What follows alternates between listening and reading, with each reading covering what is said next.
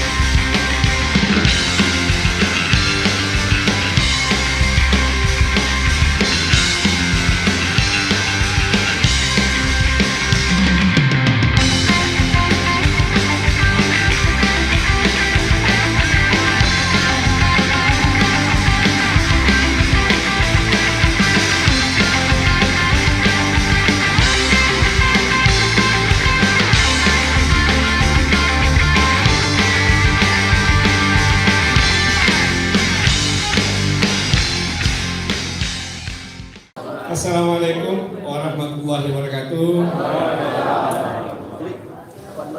Alhamdulillah wa syukurillah wa la ilaha illallah wallahu akbar wa haula wa la quwwata illa billah. Allahumma sholli wa sallim ala sayyidina Muhammad wa ala alihi wa sahbihi wa man tabi'ahum bi ihsanin ila yaumil qiyamah. Kapten Timnas yang saya hormati, Punggawa tim hukum, Pak Ari, para penggawa tim hukum yang depan ini, Pak Herman, semua, dan yang hadir semua, Ustaz, Habib, dan semua yang hadir pada hari ini yang saya hormati. Alhamdulillah wa syukurillah, pada hari ini suatu hari yang masih dalam keadaan suasana Idul Fitri, ya, saya sampaikan mohon maaf lahir batin. Ya, suasana masih cerah semua, suasana Lebaran pulang kampung itu paling enak. Ya, pulang kampung itu, pulang ke Jakarta itu masih suasana cerah semua.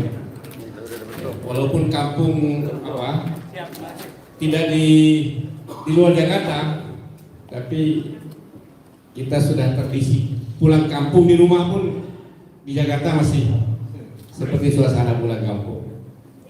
Mohon maaf lahir dan batin. Saudara yang hadir di sini ini dan tentu seluruh tim Anies dan relawan perjuangan seluruh Indonesia adalah orang-orang tulus, orang-orang jujur, orang-orang yang berjuang karena memang semata-mata menghendaki Indonesia yang lebih baik. Amin. Karena itu napasnya panjang, ya, napasnya panjang, dan sebaliknya ada orang yang napasnya bisa pendek. Kalau perjuangan itu tidak karena ketulusan, ya, karena niat yang bersih, niat yang suci. Dengan napas panjang ini kita juga berharap, ya, bahwa perjalanan belum selesai. Perjalanan kita panjang dan perjuangan belum berhenti. Karena itu saya selalu mengingatkan, jangan berpesta pora dulu, kira-kira gitu. Jangan dulu berbicara tentang koalisi kabinet, ya. Karena apa yang ditetapkan oleh KPU baru perolehan suara masing-masing. Belum ada penetapan KPU siapa capres cawapres terpilih, belum ada. Ya.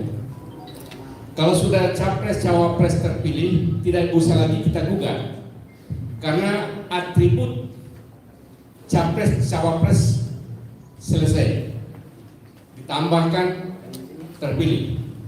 Saya kira fasilitas capres cawapres semuanya masih sama sekarang ini. Jadi karena itu ini belum selesai. Kemudian saudara sekalian, justru perolehan suara itu masih jadi persoalan. Karena itulah yang sekarang kita menunggu detik-detik putusan dari Mahkamah Konstitusi. Jujur, bocoran halus pun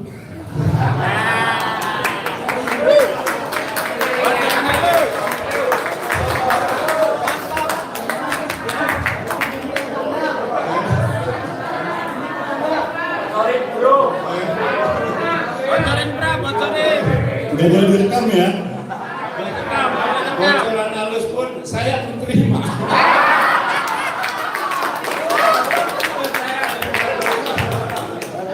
Karena begini, jadi biasanya untuk menghindari kebocoran itu di MK,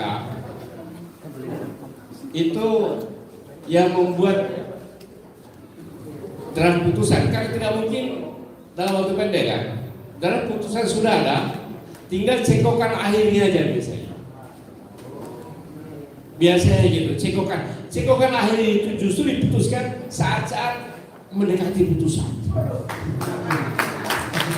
saat-saat mendekati vonis, bisa beberapa jam sebelumnya, karena untuk menghindari bocor. Nah, jadi biasanya begitu. Dan memang dijaga betul. Ada kasus-kasus yang biasa, tidak terlalu genting seperti ini, agak lama juga biasa itu.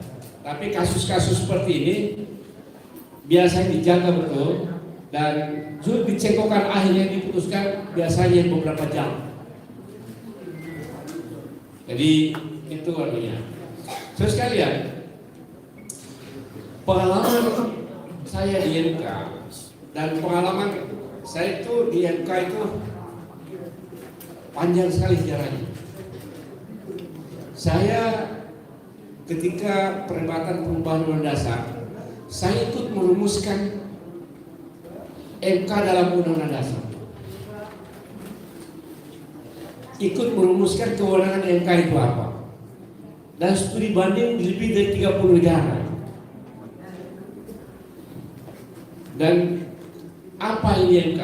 Dan saya termasuk yang pertama sekali mengusulkan perlunya MK. Bisa dibaca di Risau. Saya juga membentuk dan merumuskan undang-undang MK.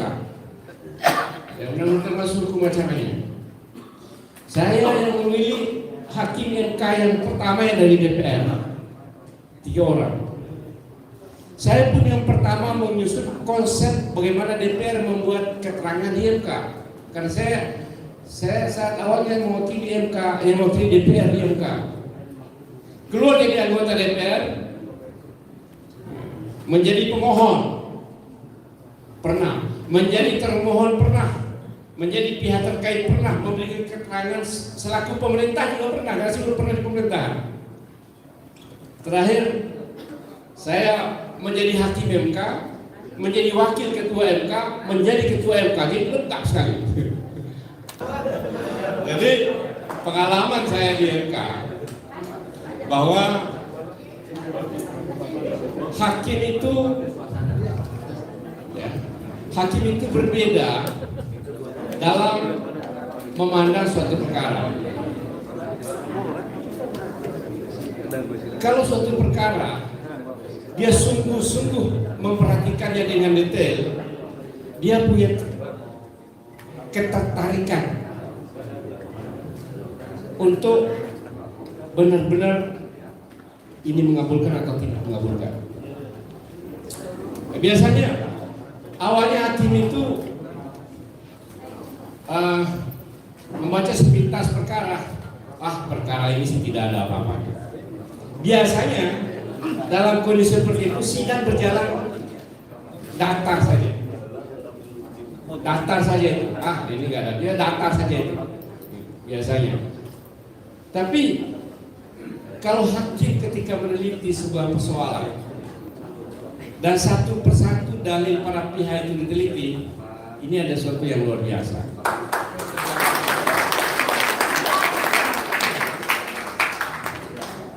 Kalau penilaian hanya formalitas hukum semata-mata, ini sih ada untuk tidak mengecewakan para pihak, hakim itu memeriksa saja dan seperti agak serius. Tapi kalau pandangan saya, sidang kemarin itu bukan agak serius, tapi sangat serius. Sangat serius. Perdebatannya adalah karena dua aliran kemarin. Aliran pertama, aliran formalitas hukum acara. Kemudian yang kedua, aliran substansi hukum dan keadilan. Kalau formalitas hukum acara, karena undang-undang pemilu itu detailnya adalah yang dipersoalkan hasil penghitungan suara yang memengaruhi kemenangan.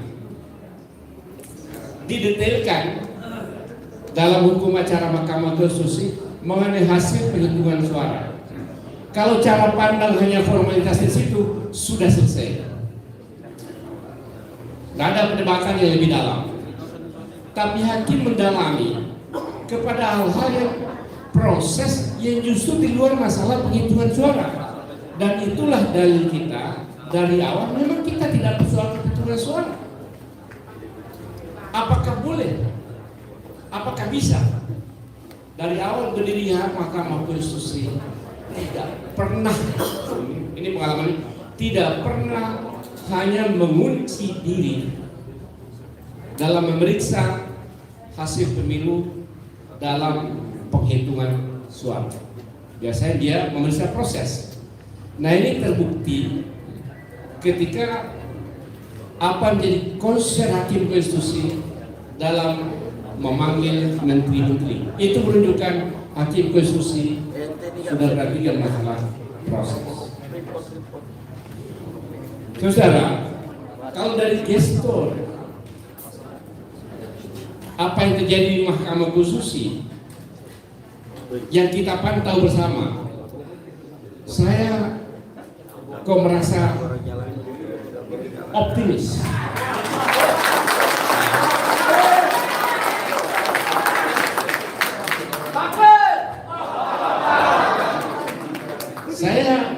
Saya sangat merasa optimis karena hal-hal yang dibantah oleh termohon dan pihak terkait justru tidak begitu diabaikan. Justru pokok-pokok permohonan itu yang menjadi fokus Mahkamah Konstitusi. Terus kalian, isu yang kemarin kan pertama isu ya,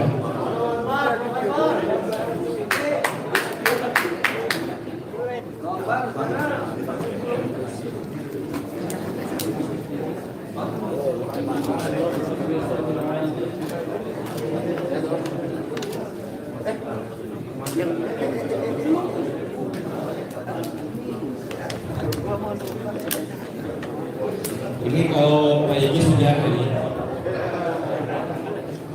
tahun 85 ketika melawan Orde Baru ya, saya sama-sama di Jakarta cabang yang dia pimpin cabang Jakarta HMI dan cabang saya di Makassar sama-sama dibukukan oleh Haji Asir Aziz. Yang sejarahnya. Jadi dibikin cabang transitif. Jadi lawannya cabang intransitif. Cabang intransitif ini. Jadi saya tinggal di Jakarta selama 6 bulan di Cilosari. Ya, mutar-mutar. Ketika HMI MPO terbentuk, ya, gini ke Makassar, dia tidak berani langsung ke Jawa Makassar. Jadi saya antar pakai Vespa, mutar Makassar itu mentar.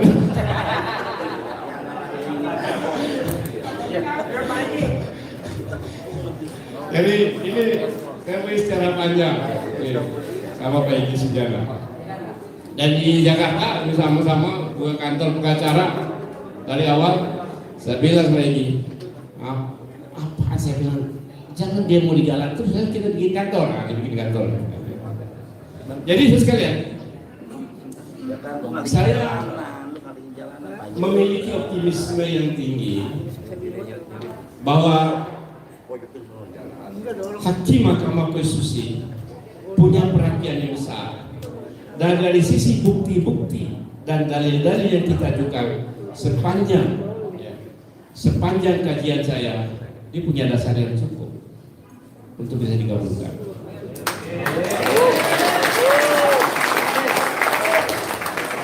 Jadi karena itu kemarin sampaikan di IG dan di media-media, saya bilang seluruh relawan perubahan seluruh Indonesia, jangan dulu benderanya diturunkan. Kantor-kantor tetap buka, kita tunggu hari Senin saat putusan. Tapi saya pun dengan menutupnya, apapun putusannya, kita orang konstitusionalis. Kalau putusannya dikabulkan, kita minta orang taat pada putusan. Begitu juga sebaliknya. Itulah orang konstitusionalis. Dan itulah, ya, begitulah kita, tim hukum nasional di Anies Mohaimin. Saya kira itu disampaikan. Bocoran itu tidak bisa saya secara detail. Terima kasih sekali lagi, mohon maaf lahir batin. Assalamualaikum warahmatullahi wabarakatuh. Waalaikumsalam warahmatullahi wabarakatuh. Sekali lagi mohon tepuk tangan paling meriah untuk Dr. Hamdan Zulfa.